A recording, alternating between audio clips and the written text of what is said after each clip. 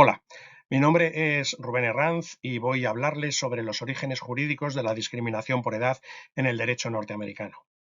La discriminación por edad no tiene la presencia que tienen otras discriminaciones. Sin embargo, la segunda mitad del siglo XX comenzó a enunciarse y a aparecer en normativas, comenzando por el derecho norteamericano, y poco a poco ha ido creciendo su importancia y apareciendo cada vez en más normas jurídicas, tanto en el plano nacional como en el plano internacional. En este pequeño estudio vamos a buscar los orígenes normativos contra el edadismo en uno de los países fundamentales y pioneros en la lucha contra la discriminación por razón de edad, como son los Estados Unidos de América, y analizar en concreto su importancia. En 1963 apareció la Equal Pay Act, que exigía igual retribución entre trabajadores y trabajadoras. Al año siguiente, en 1964, se plantea el introducir en esta norma la prohibición de discriminación por edad.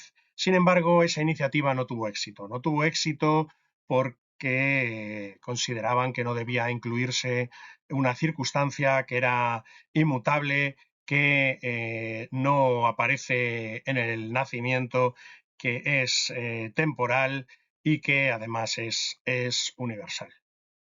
Sin embargo, en el año 1965, un informe especial del secretario de Trabajo norteamericano, que equivaldría a lo que es nuestro ministro de Trabajo, le pareció que era oportuno tratar la discriminación por razón de edad, pero quizá tratarla en una norma separada.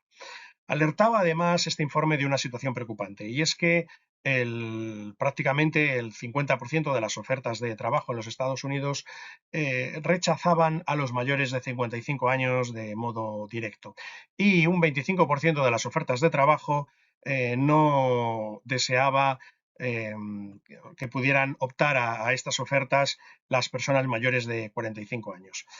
El motivo que creía que provocaba esto, ese informe, pues creía que eran los estereotipos sobre la habilidad y productividad de las personas mayores, de los trabajadores mayores. En 1967 aparece y se aprueba la Age Discrimination in Employment Act, que es una norma absolutamente pionera a la hora de luchar contra la discriminación por razón de edad. No es ni mucho menos la norma de mayor rango que trate la discriminación por razón de edad. De hecho, les invitamos a que sigan otra intervención que habla sobre constituciones europeas que contemplan la prohibición de discriminación por razón de edad. Sin embargo, sí que es una norma pionera en este campo, y de ahí su importancia.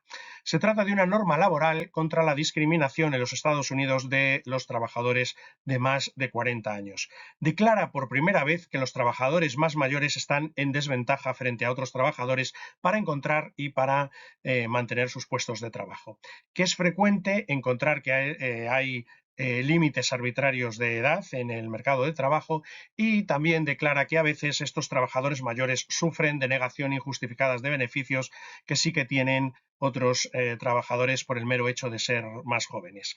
Esta norma se aplicaría a personas de 20 o más trabajadores. Además, esta norma no impedía que se despidiera a los trabajadores, pero que se les despidiera por otras causas, ajenas a su edad. Por supuesto, no impedía que la edad pudiera llegar a ser un requisito sustancial de contratación, siempre que existiese justificación. El ejemplo clásico es el ejemplo de los actores. Por ejemplo, estaba justificado que se buscase un actor joven para representar a Napoleón joven.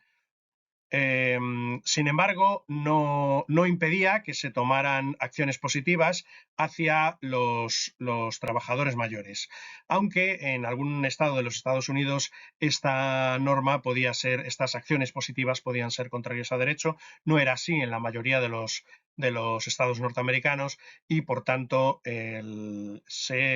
no se impedía que se tomaran estas medidas de acción positiva. Además, tampoco se impedía que hubiera incentivos a la jubilación anticipada, pero siempre que estuviéramos hablando de una jubilación anticipada voluntaria por parte del trabajador. Además, en esta norma se incluían cuestiones relacionadas con pensiones y otras necesidades de los trabajadores mayores. Se recogía algunas excepciones a la jubilación no obligatoria, es decir, se recogía la posibilidad de poner jubilaciones obligatorias, por ejemplo, a los jueces. Y hay que destacar también que esta norma en concreto era muy importante por estar ligada al movimiento norteamericano de los derechos civiles de la época.